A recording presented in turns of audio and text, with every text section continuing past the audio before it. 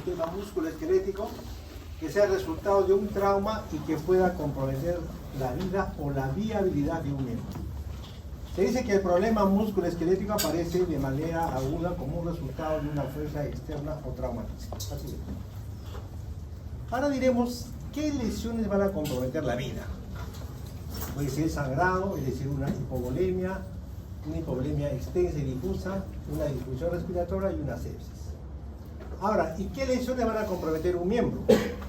Va a ser una isquemia aguda, es decir, la falta de irrigación a un miembro, un daño muscular directo por un traumatismo o una infección que puede comprometer a un miembro, inclusive la vida. El daño articular permanente, si bien es cierto, no traduce pues una pérdida del miembro, pero sí puede producir una pérdida significativa de su función. Diremos ahora, en cuanto a las fracturas inestables de pelvis, diremos que una fractura inestable de pelvis va a haber pues un sangrado interno producido que puede comprometer la vida así.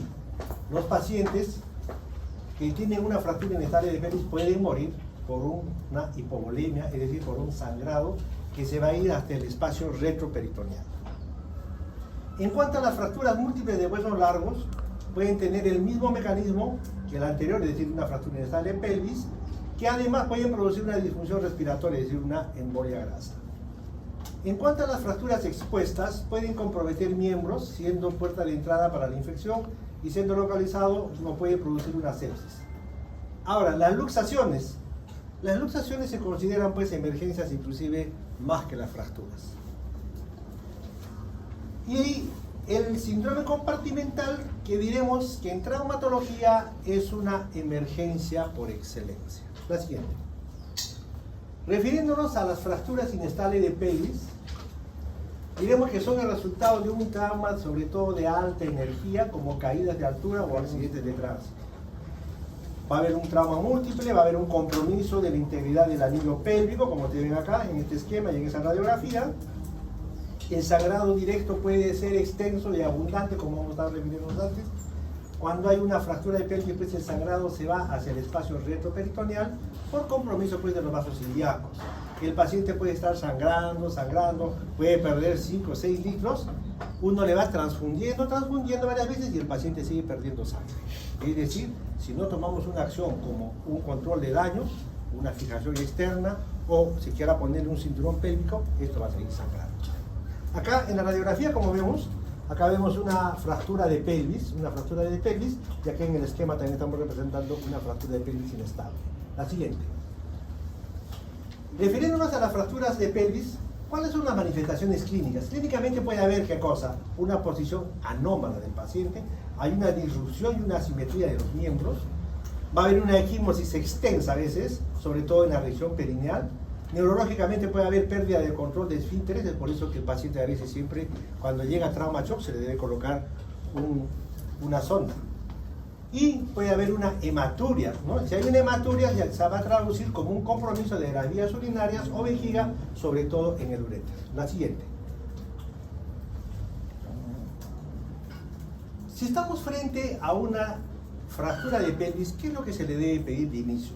Mínimo, un estudio radiológico que debe ser en antero-posterior o de frente, en entrada y salida, que es el inlet o outlet.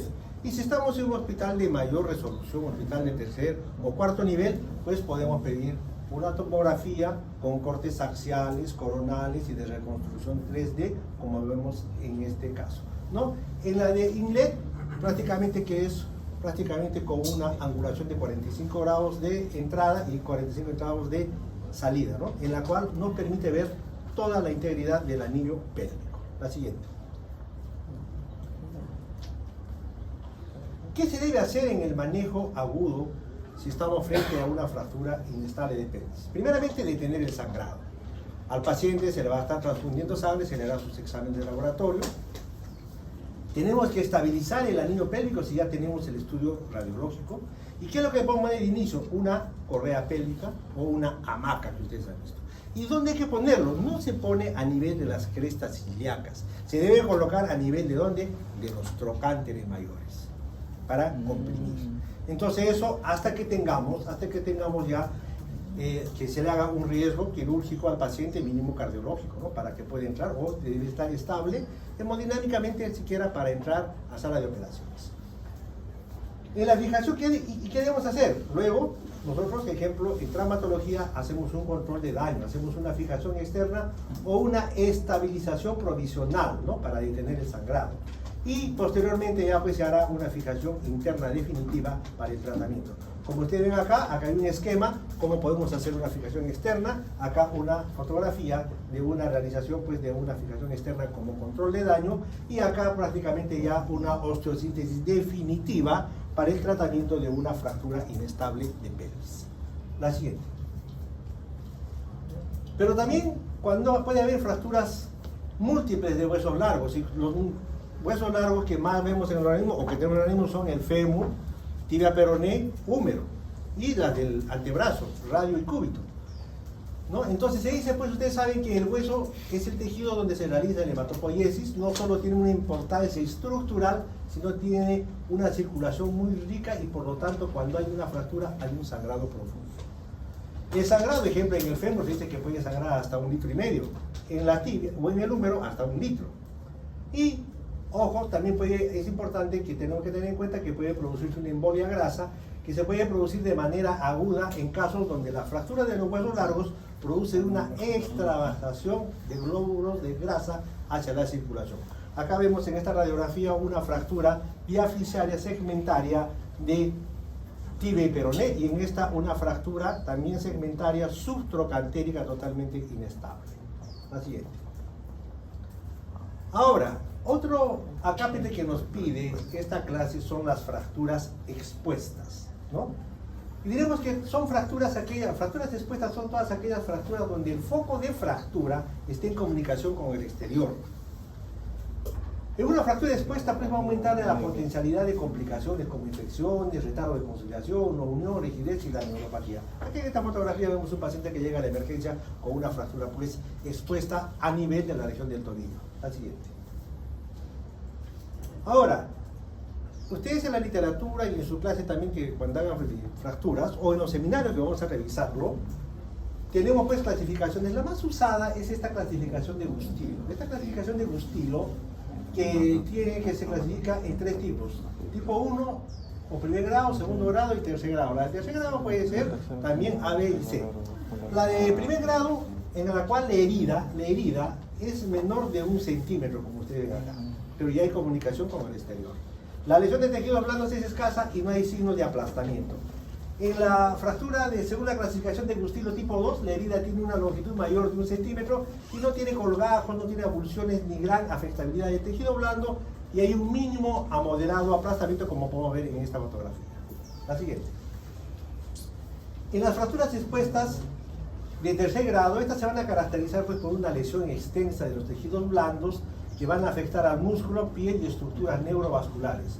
Suele existir un alto grado de contaminación en este grado de fractura o en el tercer grado de fracturas según la clasificación de Gustilo. Y estas se van a dividir en 3 tipos: tercer grado A, tercer grado B y tercer grado C. La del tercer grado A poseen una cobertura adecuada de tejido blando, de hueso fracturado. La de tercer grado B se van a caracterizar por una afectación extensa o pérdida de tejido blando con una contaminación masiva. Y la del tercer grado tiene la particularidad que se van a asociar a una lesión neurovascular. Y la frecuencia de amputación en estas lesiones es alta, que puede oscilar entre un 25 al 90%. La siguiente. Acá vemos de tercer grado A, la tercer grado B y una de tercer grado C, donde ya hay una lesión neurovascular. Entonces este tipo de fracturas, pues como estamos diciendo, tiene un alto porcentaje de que vaya a una amputación. La siguiente. ¿Y qué se debe hacer si estamos nosotros frente a una fractura expuesta? ¿Qué se debe hacer de inicio, en el manejo agudo? Lógicamente, iniciando ya colocarle su vía al paciente y dándole pues un antibiótico de amplio espectro. Se debe hacer un debridamiento de las partes blandas, es decir, se debe sacar todo el material que podemos encontrar, Vamos a encontrar restos de tierra, piedra, arena, inclusive de ropa. Sí, se debe sacar a hacer un deblindamiento de todos los cuerpos extraños, ¿no? O del tejido necrótico y del material extraño, como dice acá, que son potencialmente contaminantes. Y luego de eso se debe hacer una estabilización que puede ser provisional o puede ser definitiva, ¿no? Entonces, eso tiene la fijación externa que es versátil, que luego de eso podemos cambiar y según cómo vaya evolucionando nuestras partes blandas ya podemos hacer un tratamiento definitivo. La siguiente. Otro acápite que nos pide la clase son las luxaciones, que también hay un seminario exclusivamente de luxaciones. ¿Y qué vemos de las luxaciones? Es el desplazamiento de los huesos de una articulación de su posición normal. Se puede ver luxaciones en todas las articulaciones de nuestro organismo, pero las más frecuentes, ¿cuáles son? Hombro, codo, rodilla, cadera, articulación acromioclavicular, tobillo. Y el tratamiento cuando estamos frente a una luxación, como le hemos dicho, que es una emergencia y sí debe darse un tratamiento rápido. El tratamiento es la reducción inmediata mediante maniobras específicas que según el sitio que está afectado. Es importante siempre hacer un estudio radiológico previo antes de realizar la reducción y posteriormente, después de la reducción, hacer un control. ¿Por qué? Porque puede haber lesiones o fracturas asociadas. La siguiente. Refiriéndonos entonces ahora a la luxación coxofemoral o luxación de la cadera, para que se produzca una luxación coxofemoral debe haber un traumatismo generalmente de alta energía, típicamente puede ser un accidente de tránsito por un choque de la rodilla en el tablero del vehículo, transmitiéndose la fuerza axialmente hacia atrás. La mayoría de las luxaciones coxofemorales son posteriores en un 90% aproximadamente.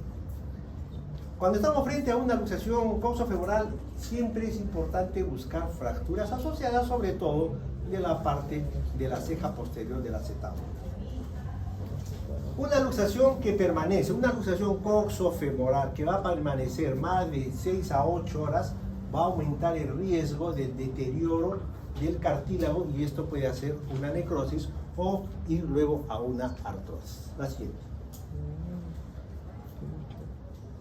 En la luxación de cadera es importante hacer una reducción de emergencia para evitar el deterioro del cartílago, como habíamos dicho, y evitar así la necrosis avascular. Generalmente se debe hacer una reducción cerrada, ¿no? Por diferentes maniobras.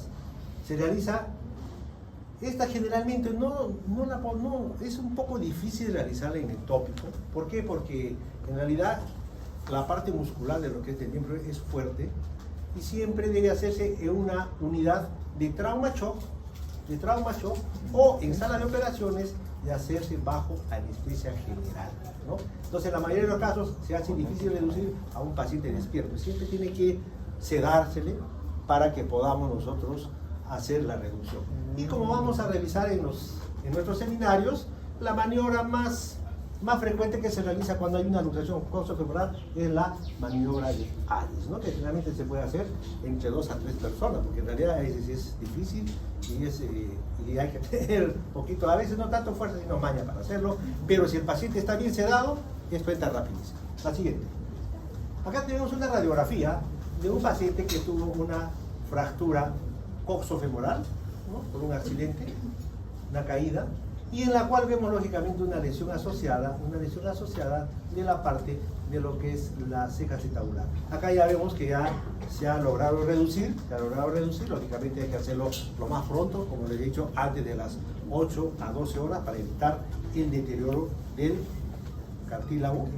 Y entonces cuando hacemos esto, a veces es una fractura inestable, soltamos y se vuelve a salir porque puede estar lesionado. Este es un fragmento chico, pero hay fragmentos grandes de la ceja acetabular o de la pared posterior, en la cual nosotros ¿qué tenemos que hacer? Tenemos que poner a veces una tracción cutánea, ¿no?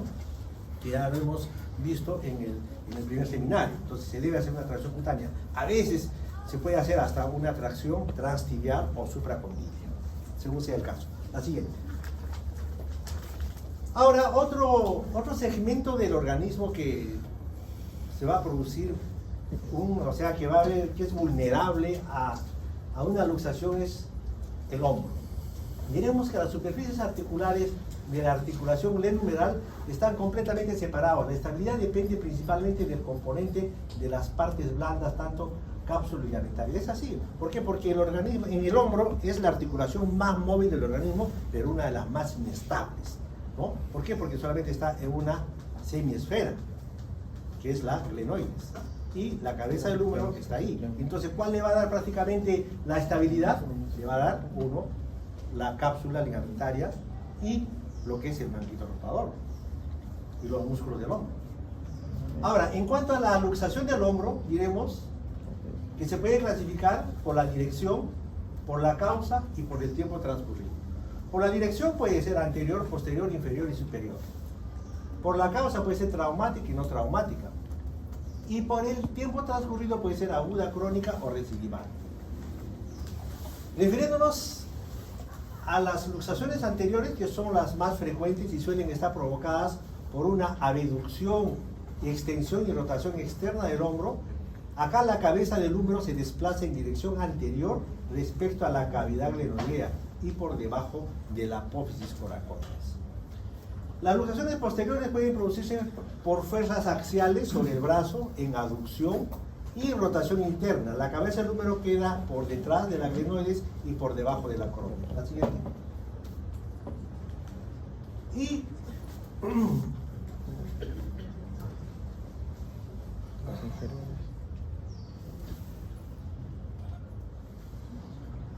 ahora, en las luxaciones inferiores son poco frecuentes y normalmente se asocian pues con lesiones graves de los tejidos blandos o con fracturas de la porción proximal del húmero. La fuerza de hiperabducción se desplaza la cabeza del húmero hacia abajo. Y en las luxaciones superiores también son poco frecuentes y se producen por fuerzas de gran intensidad hacia adelante y hacia arriba sobre el brazo en aducción, ¿no? Cuando hay una luxación glenumeral se pueden asociarse con lesiones de partes blandas y puede haber fracturas del acromion, de la clavícula, de la apófisis coracoides o la más frecuente que es de la porción proximal del húmero. Acá, como vemos, un signo semiológico que ustedes no tienen, ¿se acuerdan qué signo es este?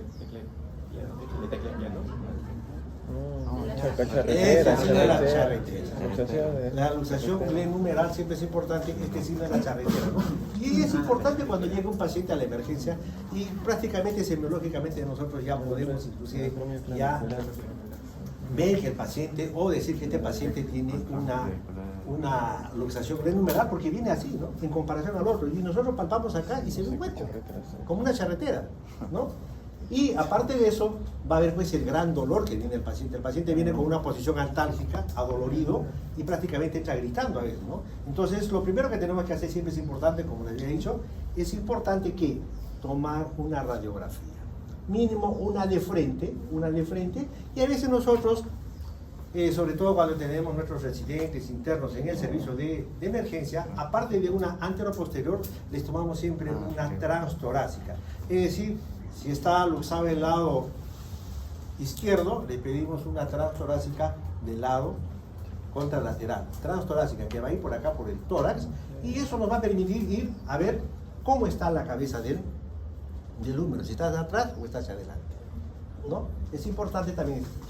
Ahora, otra cosa que es importante también es ver si no hay lesiones o fracturas asociadas. ¿Por qué? Porque uno, digamos, si viene un paciente con un signo de la charretera y nosotros de frente le hacemos una reducción sin tomar una radiografía y probablemente él en el mecanismo de la luxación ha podido tener una fractura de acromio, una fractura sobre todo del troquiter, no sabemos. Y el paciente puede decir, no, en lo que me han jalado me han hecho, y a veces se lleva pues a cuestiones médico-legales. Entonces es importante, si nosotros vemos que ya hay una fractura, se le dice, mira, aparte que está luxado, tienes una luxofractura. Entonces el paciente ya debe saber, ¿no? Pues es importante tomar una radiografía previa y posterior a la reducción. La siguiente.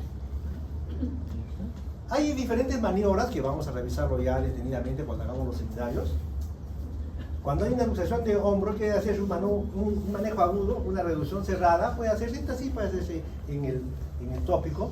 A veces sí, sin medicación, según si el paciente o no a veces resiste, o podemos ponerle un poco de anestesia intraarticular a nivel de la articulación del hombro, o si es que a veces no ingresa, a veces el paciente es un poco robusto o pone fuerza, se contractura, entonces tenemos que entrarlo generalmente ¿a qué? A la unidad de trauma shock para que lo ceden, le ceden, o algunas veces puede ser frustra y a veces tenemos que entrar a sala de operaciones ¿a qué? A reducirlo.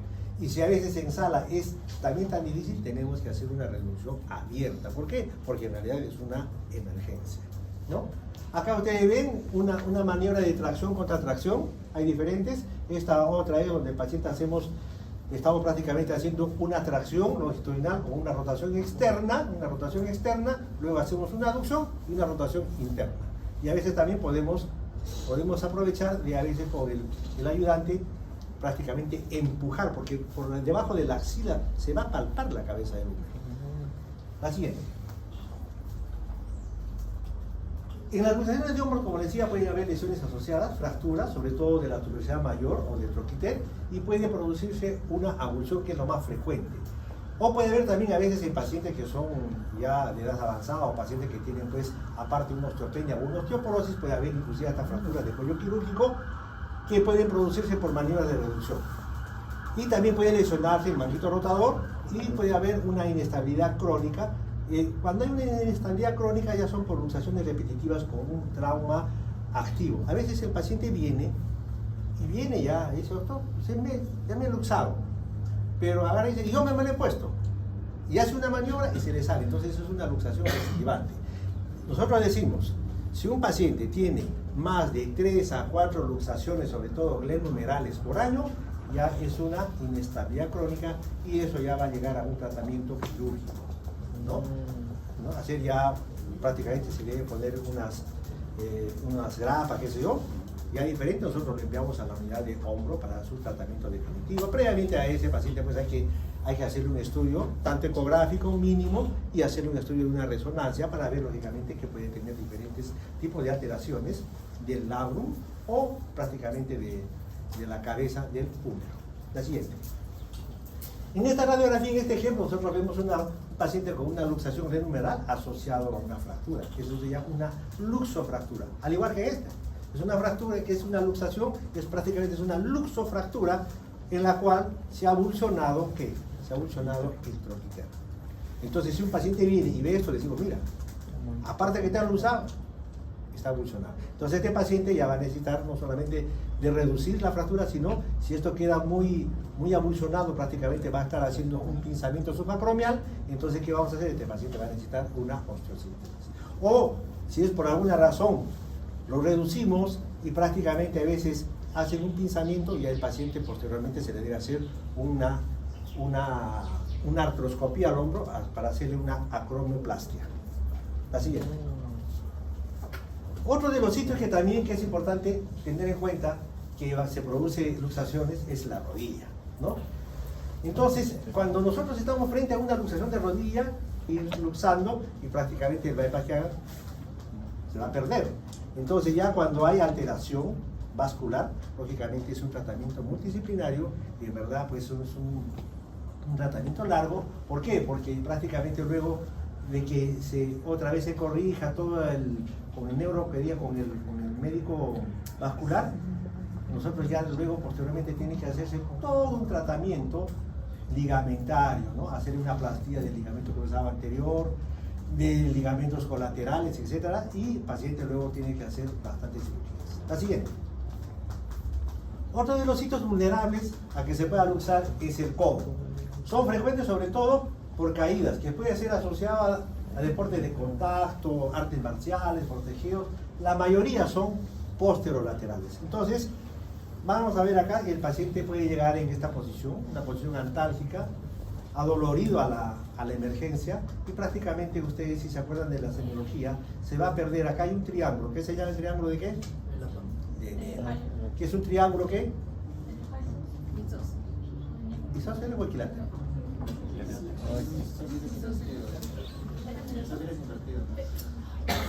¿Ya? O sea, se va a perder la simetría, ¿no? que hay entre qué, entre los cóndilos con el omega. Entonces va a venir así, está unido. Entonces si tomamos una radiografía, prácticamente vamos a ver esto, que generalmente son posterolaterales. Entonces acá también es importante tener en cuenta, ¿por qué? Sobre todo porque pasa una rama del nervio cubital, ¿no? Por la parte de lo que es por el epicóndilo, de la parte distal del húmero. Es importante saber hacer las maniobras de reducción, ponerle una férula de yeso braquipalmar, como conversamos con los compañeros que están rotando con nosotros, o también se puede poner un material ortésico, en este caso un cabestrillo, ¿no? Es decir, quiere decir la inmovilización prolongada con férula o aparato de yeso produce una rigidez, y es importante pues al paciente darle movilidad. La siguiente. En las luxaciones de tobillo es por la pérdida de control de las superficies articulares del tobillo. Existe una ruptura completa de uno o de varios haces de ligamento lateral externo o interno, o por arrancamiento de la inserción del fragmento óseo sin él. Generalmente esto también se puede producir por algunas actividades, sobre todo de repente atléticas, saltos, caídas, etc. Ahora, si se produce por un movimiento súbito y forzado de inversión del tobillo, de todo el pie, con supinación y aducción del antepié, con lo que, es decir, con el peso del cuerpo va a gravitar sobre el borde del pie. Se intentará pues la reducción incruenta bajo anestesia en el tópico. En otros casos se tratará una reducción cruenta con utilización de osteosíntesis. Ejemplo, puede venir un paciente ahí, así que hacemos, prácticamente hay que ver cómo va en las partes blandas, porque generalmente al haber una lesión ligamentaria, esto se va a aumentar de volumen, y le podemos hacer una tracción previamente. Lo podemos reducir, quiero decir, previamente colocamos pues un poco de anestesia a nivel del tobillo. Pero si ya viene con una luxofractura, como es en este caso, tratamos de hacer la alineación respectiva y le vamos a colocar que una férula y yeso hasta que mejore las partes blandas, y posteriormente el paciente llegará a tributar a un tratamiento definitivo con una osteosíntesis, es decir, colocación de placa y tornillos. La siguiente. Otra de las luxaciones que de repente también ustedes me parece que han realizado en una clase es la luxación acromioclavicular. El mecanismo de lesión directo, y es el más frecuente, es la caída sobre el extremo del hombro con el brazo pegado al cuerpo. Y efectivamente, miren, ahora las luxaciones acromioclaviculares se ven con más frecuencia, llegan con más frecuencia a los tópicos de los hospitales, tanto de la clínica. ¿Por qué? Porque ustedes han visto que ahora ha aumentado el uso de ciclovías. Hay mucha gente que utiliza bicicleta, que antes no era así. Se ve bastante de bicicleta, y en ellos por caídas, a veces con apoyo del hombro o del miembro superior, van a producirse estas luxaciones acromioclaviculares. Ahora, en cuanto a la clasificación de la luxación acromioclavicular, la clasificación más utilizada es la de Roger, que son de 6 tipos. La siguiente, vamos a ver un esquemita.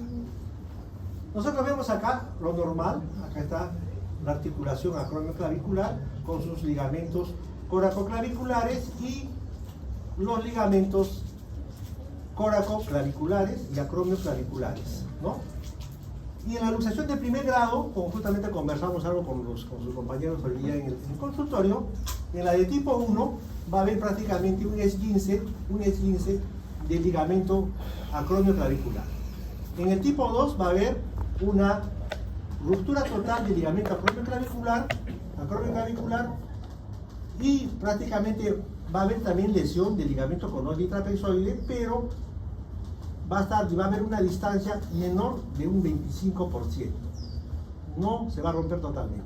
En el tipo 3, como decíamos, donde es este tipo de fractura en el que no hay mucho consenso en el tratamiento, prácticamente hay una ruptura total del ligamento acromioclavicular y coracoclaviculares. Entonces, la distancia coracoclavicular acá va a aumentar de un 25 a un 100%.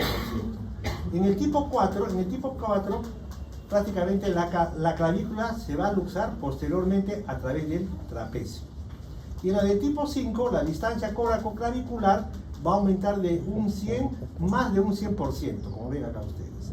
Y la del tipo 6, la distancia más bien coracoclavicular está disminuida.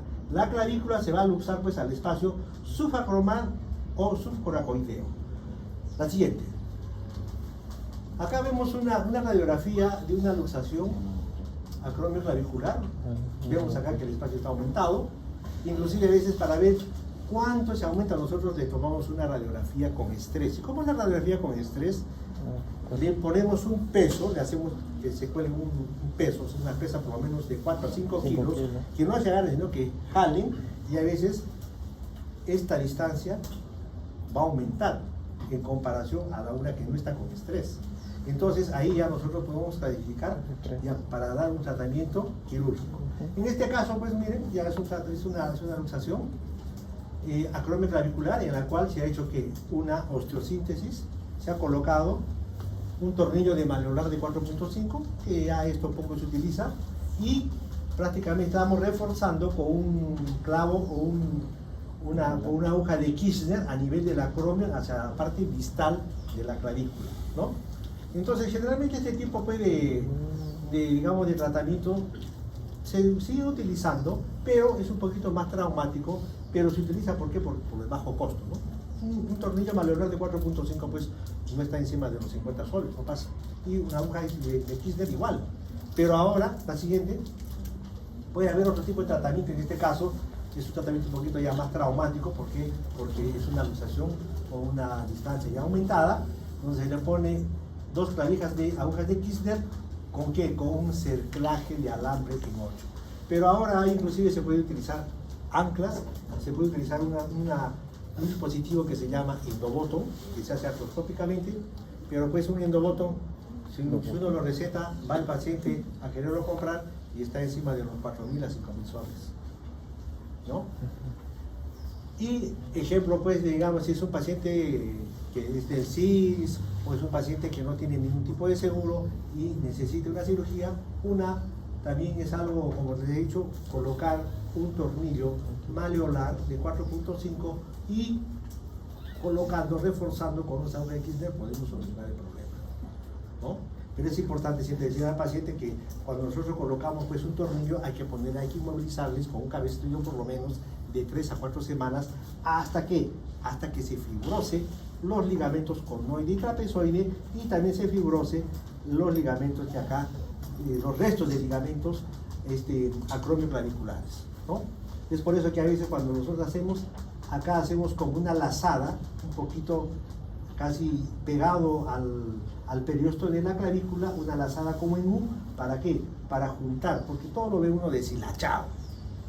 Ahí no puede decimos, estos son restos prácticamente del ligamento conoide y trapezoide. Entonces lo que queremos es que se fibrose. Y al colocar el tornillo va a haber contacto y se va a fibrosar. Y el tornillo ya podemos retirarlo generalmente a partir del 3er mes. La siguiente. Porque ahora, si al paciente no le colocamos un cabestrillo y todavía no hay una fibrosis, hay casos donde puede migrar, puede hacer un movimiento de abducción brusca y prácticamente el tornillo sale. Y entonces hay que volverlo a recuperar. La siguiente. Ahora, otra cápita que nos pide la clase de hoy día son las infecciones musculoesqueléticas. Acá nos vamos a referir a lo que es artritis séptica, fascitis necrotizante y la gangrena gaseosa. La siguiente. Refiriéndonos a la artritis séptica, diremos, usted ya sabe por sus estudios de microbiología, es una infección bacteriana de la cápsula sinovial del espacio articular que produce una reacción inflamatoria intensa con migración de leucocitos y polimorfonucleares, y va a haber liberación de enzimas proteolíticas que van a producir un daño agudo en el cartílago articular. Las vías por las cuales puede producirse una infección dentro de la articulación son por una siembra directa o por algunas infiltraciones iatrogénicas que no están, pues, que no se hace con una buena limpieza, ¿no? O puede ser por un trauma de continuidad, ejemplo, una fractura expuesta, laceraciones, etc. Entonces, generalmente nosotros podemos ver así, ¿no? Una rodilla con aumentada de volumen, caliente y eritematosa. Y lógicamente va a haber un poco de alimentación funcional, sobre todo a los movimientos, en este caso en la rodilla, los movimientos de flexión-extensión. La siguiente. En la artritis séptica, microbiológicamente ustedes ya se van a acordar o ya han estudiado, los genes más comunes van a producir estafilococos, sobre todo estafilococos aureus, monococo, gram negativos, streptococcus, etc. Acá en esta fotografía vemos, miren, una rodilla con una artritis séptica en la cual como está la secreción purulenta prácticamente, ¿no? Entonces acá se está haciendo pues un drenaje artroscópico. La siguiente. El manejo en las artritis sépticas debe ser en forma aguda, como hemos dicho, un drenaje, que hemos visto en la fotografía anterior, un drenaje o una irrigación artroscópica, y podemos hacer también una artrotomía, abrir. Y todavía esa artrotomía es todavía con un mini open, prácticamente haciendo una incisión chiquita. Pero a veces hay algunas artritis sépticas que son bien severas, en la cual nosotros hacemos prácticamente una artrotomía amplia, que abrimos la rodilla como para poner una prótesis de rodilla. Lo abrimos, lo usamos un poco la parte de la rótula, vemos todo el cartílago y prácticamente cepillamos, sacamos todo, porque a veces, si no, esto recidiva, ¿no? Si primeramente hacemos una artrotomía y se recidiva, otra vez se llena, entramos a hacer una artrotomía amplia, como a una prótesis de rodilla, que algunos de ustedes seguro han visto una prótesis de rodilla, ¿ya? Igualito se abre, exponemos todo y limpiamos todo. ¿Ya? Entonces es importante también que una artritis séptica, es importante, aparte de hacer una artrotomía, puede ser abierta, artroscópica, etcétera, darle pues antibióticos de amplio espectro. Y la inmovilización debe ser de corto tiempo. ¿Por qué? Porque ustedes saben que el cartílago se nutre por base de difusión y va a facilitar la movilización. Y hacer una rehabilitación precoz para evitar la rigidez. Es por eso que a estos pacientes a veces les podemos indicar una rodillera articulada para que empiece a hacer sus movimientos. La siguiente.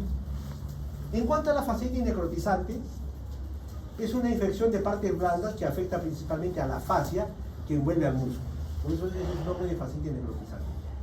Puede ser causada por una flora mixta, principalmente estreptococos, anaerobios, y acá sí hay factores de riesgo, pacientes inmunosuprimidos, el ingreso externo, ejemplo, por uso de tatuajes, piercing, o en condiciones no higiénicas adecuadas, o también en pacientes obesos.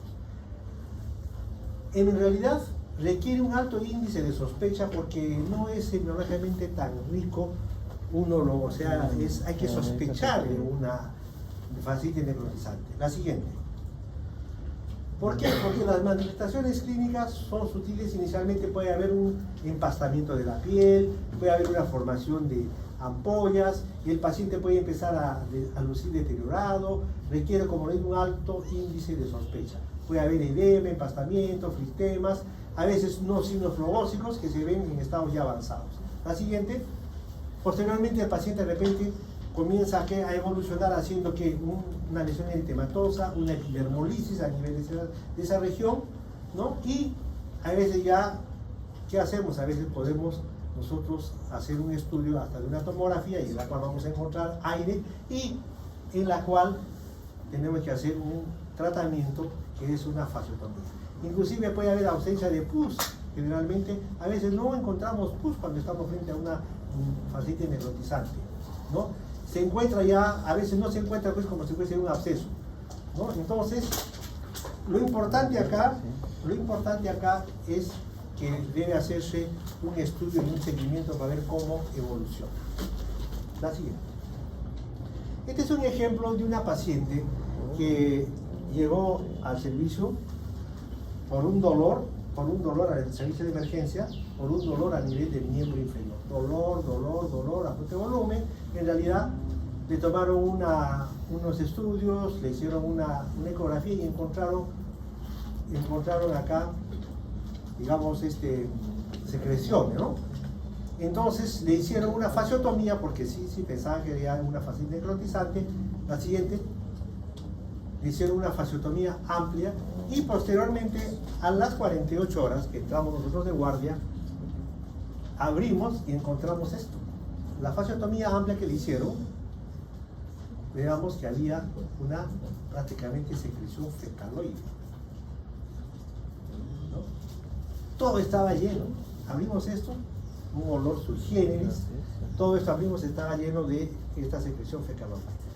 Y decían, bueno, al ver esta secreción fecaloide le hicieron un estudio y prácticamente el paciente tenía una fístula a nivel del colon descendente y prácticamente salía acá volteando de manera fecal. Prácticamente a esta paciente nosotros decimos, no, acá ya no hay amputación a este nivel nada, sino le decimos una desarticulación.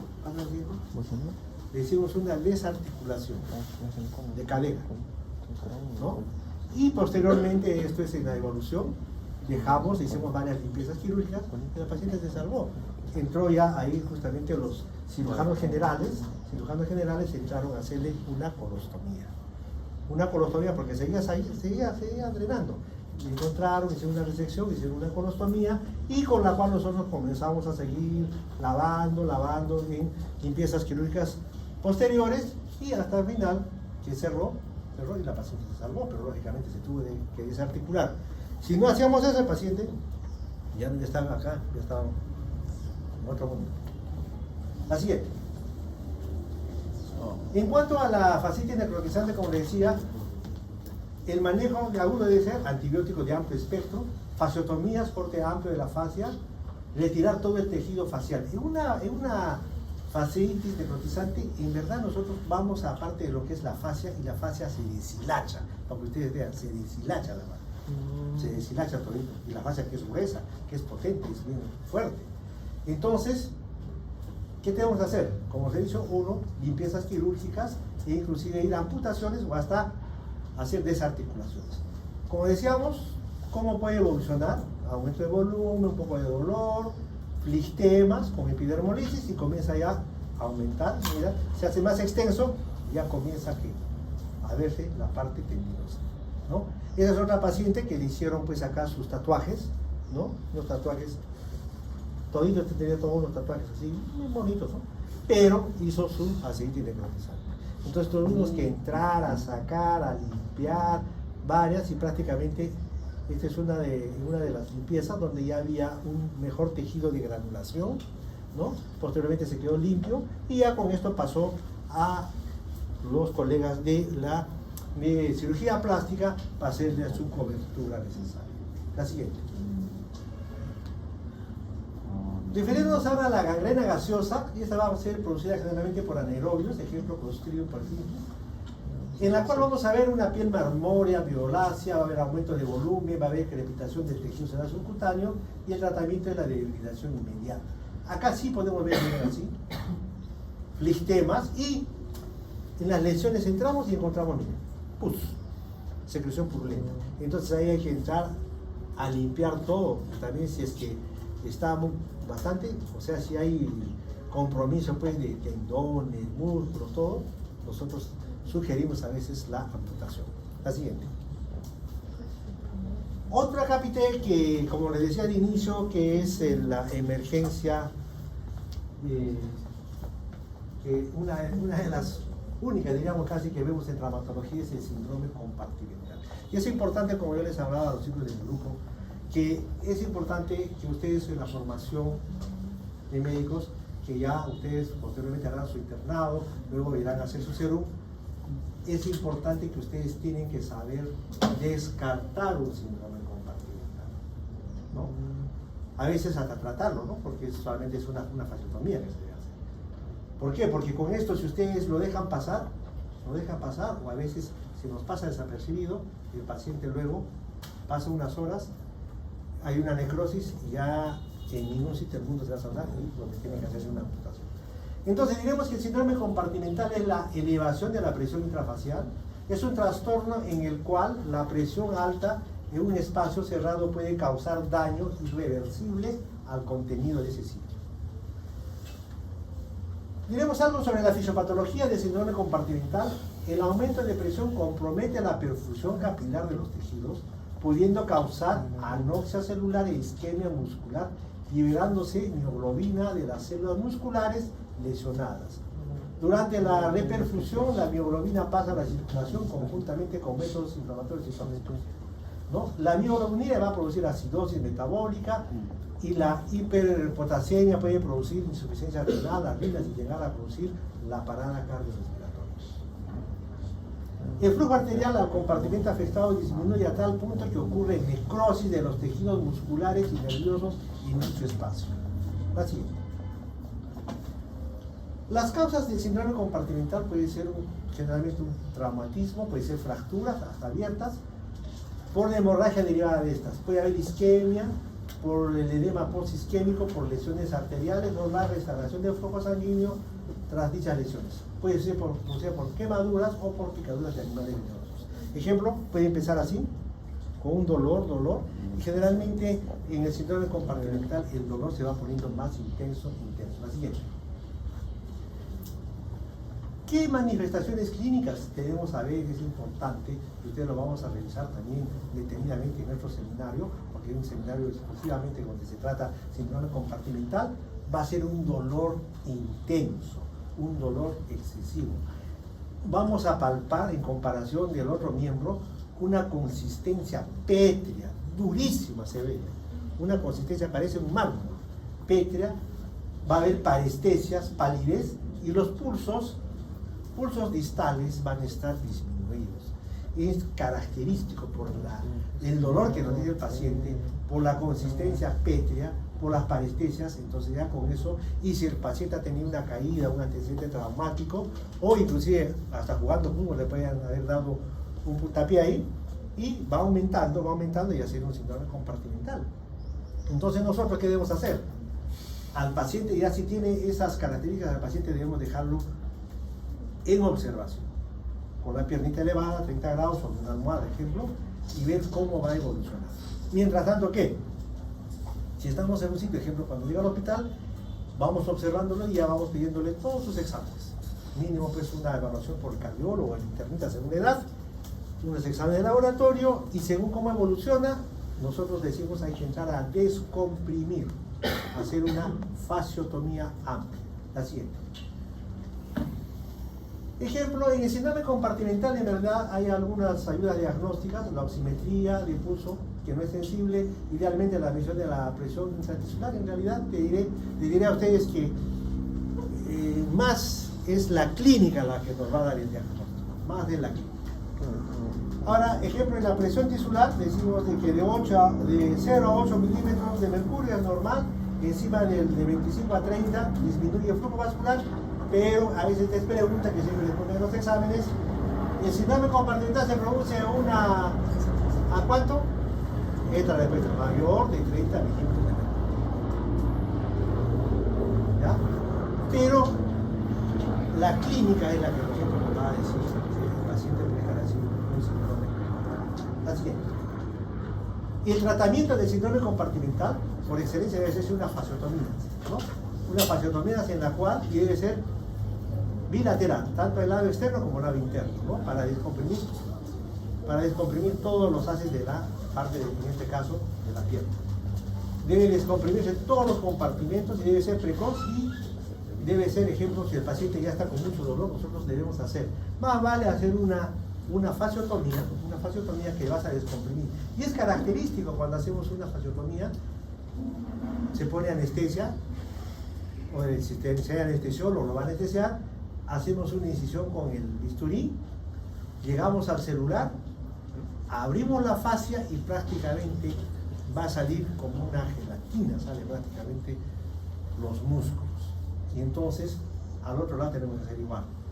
Ahora, si de repente muchas veces se puede hacer hasta una fasciotomía mínimamente invasiva, con una incisión acá, otra acá, pero ¿qué hacemos? Vamos a llegar hasta la fascia y vamos a abrir la fascia, ¿no? Y de repente a veces, según también es el criterio, ¿no? Podemos abrir la fascia y prácticamente con 2 incisiones, pero lo que sí tenemos que abrir es la fascia, porque si no, en vano, no va a pasar nada. La siguiente. Ahora, es importante que ustedes también sepan las complicaciones del síndrome compartimental, sobre todo complicaciones de la fasciotomía, ¿no? Puede haber una infección asociada al tiempo de evolución o de la severidad del trauma, por una lesión nerviosa y iatrogénica, por aumento de la instancia hospitalaria, alteración de la sensibilidad, puede haber prurito, edema, ulceración recurrente, herniación muscular, etc. Ahora, una de las complicaciones, y esto también siempre preguntan, me pasan los muchachos, que les va a venir siempre a veces, inclusive hasta en la residencia, viene, ¿cuál es la secuela del síndrome compartimental? La secuela del síndrome compartimental volar o anterior es la contractura isquémica de golpe, ¿no? ¿Cuáles son las características? alteraciones neurológicas cutáneas articulares y musculares. En su forma más grave se evidencia la mano en garra, con hiperflexión de las articulaciones metacarpo-falángicas.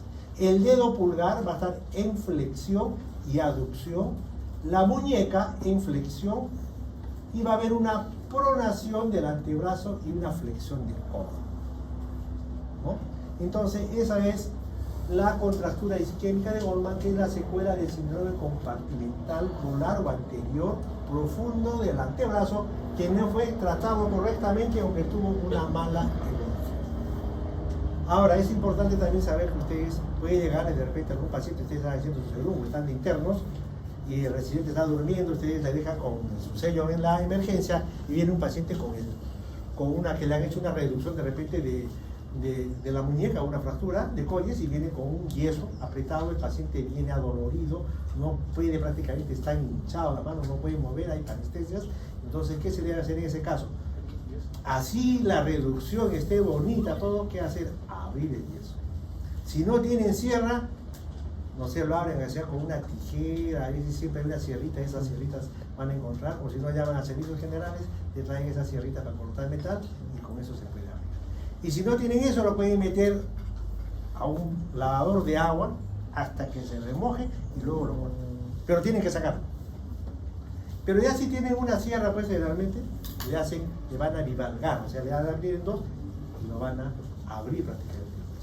¿Por qué? Porque si no lo dejan ustedes, puede hacer un síndrome compartimental. La siguiente. Otro de los temas también que nos piden en esta clase es el politraumatizado. Hay bastantes conceptos de lo que es el politraumatizado, diremos uno de los más usados. Politraumatizado es todo aquel paciente que va a presentar lesiones de origen traumático que afectan al menos dos sistemas, de los cuales al menos uno de ellos puede comprometer su vida. Ya este es otro tipo ya de definición de la Organización Mundial de la Salud, la define como una lesión corporal a nivel orgánico, intencional o no intencional, resultante de una exposición aguda infligida a cantidades de energía que sobrepasan el umbral de la tolerancia fisiológica. Me parece un concepto físico, ¿no? Entonces, acá, saber que ustedes decir que un politraumatizado es todo aquel paciente que presenta lesiones de origen traumático que van a afectar al menos dos sistemas, de los cuales uno puede comprometer la vida. La siguiente. En cuanto a la epidemiología de un paciente politraumatizado, diremos que es la primera causa de muerte en menores de 45 años y la tercera causa de muerte en todas las edades. Se dice que el 50% de los pacientes politraumatizados se producen por accidentes de tránsito, y es verdad. Sobre todo Lima es una ciudad traumática por todo el tránsito que tenemos, terrible, en todos los sitios. El número de pacientes con lesiones invalidantes se triplican el número de pacientes fallecidos. Dicen que el 50% requiere alteración médica, atención médica, y el 12% requiere hospitalización. Así es. ¿Cuáles son los objetivos si estamos frente a un paciente politraumatizado? Protección de órganos, adecuada oxigenación, fluidoterapia, identificación de lesiones potencialmente mortales y toma de decisiones. Puede ser un paciente que puede tener un tratamiento quirúrgico, puede ser que se puede observar, ir a la unidad de cuidados intensivos y posteriormente al alta. Y el manejo del dolor. La siguiente.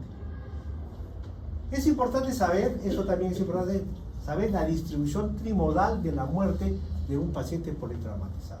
Clásicamente se va a considerar que la muerte de un paciente politraumatizado acontece en 3 periodos claramente definidos. La siguiente. Periodo 1.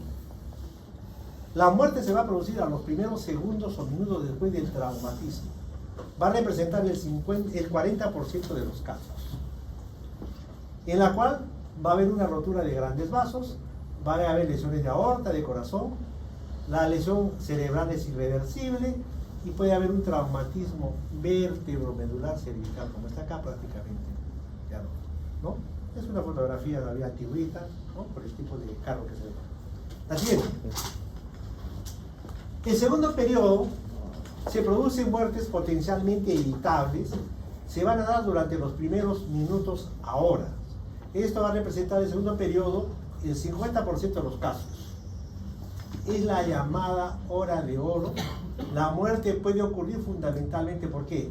Por un hematoma subdural, por un hemoneumotórax, por una ruptura de vaso que puede ser riñón, laceración hepática, o una fractura de pelvis y otras lesiones múltiples asociadas con pérdida significativa de sangre. La siguiente. Y el tercer periodo, la muerte se produce semanas después.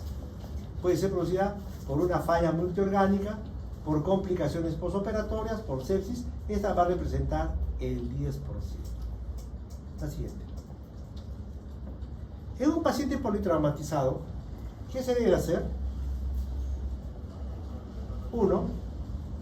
Hacer la preparación, ver el triaje, revisión, el ABC, reanimación, exámenes auxiliares para la revisión primaria y la eliminación, revisión secundaria, exámenes auxiliares para la revisión secundaria y reevaluación y monitoreo continuo después de la reanimación. La siguiente. Hay protocolos que debemos usar en medicina de urgencias y traumatología. Hay un curso del ATC que es prácticamente un curso que es la atención del paciente politraumatizado, ¿no?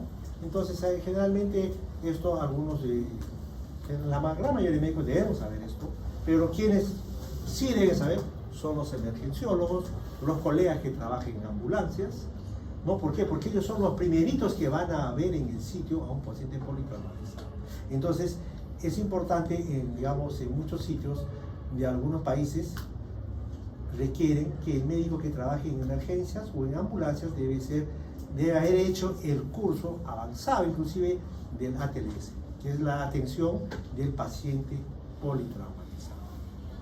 Y el control de daño, ¿quiénes van a hacerlos? Los cirujanos y los traumatólogos. La siguiente. Los conceptos de la atención del paciente politraumatizado, ustedes ya han estudiado en la fisiología, la fisiopatología, la semiología, todo. Ustedes siempre, el ABC, que decimos. El A, vía aérea permeable con protección de la columna cervical. B, respiración, ventilación. C, circulación y control de hemorragia. D, déficit de estado neurológico. Y exposición y medio ambiente. La siguiente. ¿Qué estudios se deben pedir de inicio en un paciente politraumatizado? Lo primero que se debe pedir son 3 radiografías. Una radiografía de tórax, una radiografía de pelvis, como vemos acá, y una radiografía de la columna cervical. La siguiente. El control de daño, como les decía, el cirujano general y el traumatólogo son los que van a hacer el control de daño. El cirujano general, el criterio específico, control de daños de politraumatizados graves con lesiones abdominales. Ejemplo, es importante a veces cuando un paciente viene y está haciendo una hipovolemia, se le está transfundiendo, sigue bajando su hemoglobina. Entonces, ¿qué hace el cirujano general? Va a entrar a hacer una laparotomía exploratoria para ver cómo están las vísceras, ejemplo que es sobre todo ver cómo está riñón, cómo está vaso, cómo está hígado, ¿no? Y nosotros luego entramos, si es que hay una lesión, si es que hay una fractura de pelvis, tenemos que entrar a hacer una estabilización con una fijación externa, ¿no? Es un paciente politraumatizado que ha entrado a hacer una laparotomía y luego traumatología entró a hacer una fijación externa, ¿no? Entonces a veces inclusive los colegas de cirugía general a veces hacen su laparotomía, a veces hay resección de parte de vísceras huecas y hasta a veces sale con una colostomía. Entonces nosotros siempre le decimos al colega, doctor, si va a hacer colostomía, por favor haga un poquito más alto, porque si nosotros vamos a poner una fijación externa, va a estar acá la fijación externa y acá va a estar la colostomía y prácticamente puede haber una contaminación. Entonces siempre a ellos le decimos, si va a hacer por favor un poquito más arriba de lo habitual que hacemos. La siguiente. Es importante también conocer la existencia de la respuesta inflamatoria musculoesquelética. Existe pues la respuesta local inflamatoria como defensa orgánica normal. Si esta respuesta local no se controla, se va a producir una reacción sistémica inflamatoria dañina, pudiendo desencadenar una falla orgánica múltiple, ejemplo un síndrome de embolia grasa o un shock séptico, y hay una red de aumento de la mortalidad. Ejemplo, si viene un paciente con una fractura de pelvis, o viene con una fractura, ejemplo, de hueso largo, una fractura multifragmentaria o subtrocantérica de fémur, de inicio no vamos a colocarle pues un clavo. ¿Por qué? Porque va a aumentar el riesgo que haga una embolia gaseosa. Una embolia grasa. Entonces, de inicio, como control de daño, para disminuir el dolor, le hacemos ¿qué? Una fijación externa. Como control de daño. Y posteriormente, que pase a la semana o 10 días, ahí recién ya nosotros prácticamente, y ya viendo cómo van sus exámenes, que siempre vemos el apoyo a veces de los internistas, del infectólogo, nos dice, sí, está bien. Entonces, ese es el tiempo que nosotros debemos entrar para hacer una fijación definitiva, ¿no? La siguiente. Entonces, y es importante, como decía, cómo minimizar los efectos de la cascada inflamatoria haciendo una debilitación de tejidos desvitalizados. En el manejo inicial hay que reducir la cantidad de proceso inflamatorio local o sistémico para disminuir la infección. Una estabilización de inmediato de los fragmentos óseos fracturados con fijación externa va a mejorar la circulación aérea y va a disminuir el dolor. Efectivamente, un paciente que está con una fractura diafisaria subtrocantérica en el fémur o tibia peroné y le hacemos, pues, le vamos a estabilizar, prácticamente le va a disminuir el dolor y el paciente prácticamente ya no va a tener, porque va a estar con dolor, le ponen analgésicos, opioides, pero sigue con dolor porque lo transportan, lo mueven y le duele. Pero uno con una fijación externa le va a disminuir el dolor y el paciente va a tener mejor confort. La siguiente. Ahora, es importante que en los politraumatizados que requieren una fijación externa inmediata, lográndose así el control de daño. Ejemplo, una fractura inestable de pelvis. En fracturas abiertas de fémur ligadas a lesión severa, o en polifracturados o fracturas bilaterales cerradas de fémur tienen una igual mortalidad del 16% y las unilaterales del 4%. La siguiente. Refiriéndonos ahora a las fracturas inestables de pelvis, es importante decir esto que siempre a veces les preguntan. Una fractura inestable de pelvis es la tercera causa de muerte en un paciente politraumatizado. La primera causa es el trauma cráneoencefálico. La segunda causa es traumatismo de tórax. Y la tercera causa, estamos nosotros, una fractura inestable de pelvis. Y es por eso es importante saber tratar a un paciente politraumatizado que tenga una fractura inestable de pelvis. Está asociada a lesiones de otros sistemas que exigen un manejo pues multidisciplinario simultáneo. Van a ocupar del 2 al 8% del total de todas las fracturas y tiene una mortalidad elevada del 4.8 al 30%. La siguiente. Entonces, como decíamos, si estamos frente a una fractura de pelvis, ya habíamos referido anteriormente qué se debe hacer. Mientras tanto, hacer que uso de una hamaca o una correa pélvica o cualquier maniobra de inmovilización solo transitoriamente. Viene un paciente a la emergencia, le toma su radiografía, tiene fractura inestable de pelvis, se hacen todas las interconsultas, se está pasando sangre, se está preparando para entrar a sala y mientras tanto transitoriamente le vamos a poner una hamaca. Si no tenemos una hamaca hecha, se hace hasta de una sábana, se puede hacer una hamaca, ¿no? Pero como yo les decía, se debe poner no aparte de las crestas ilíacas, que a veces muchos lo ponen ahí, no hace ningún efecto, tiene que ser a nivel de los trocánteres, como una hamaca prácticamente, ¿no? Y posteriormente ya entra pues a sala y le ponemos una fijación externa como control de daño. Y posteriormente hasta que mejore para luego hacer un tratamiento definitivo. La siguiente. Ejemplo también un politrauma de fémur, comparando con el politraumatizado de una fractura de fémur, ejemplo, es igual, ¿no? Esa es una fractura segmentaria de fémur, de hueso largo, en la cual de inicio, ¿qué le hacemos? Un control de daño con una fijación externa, ¿no?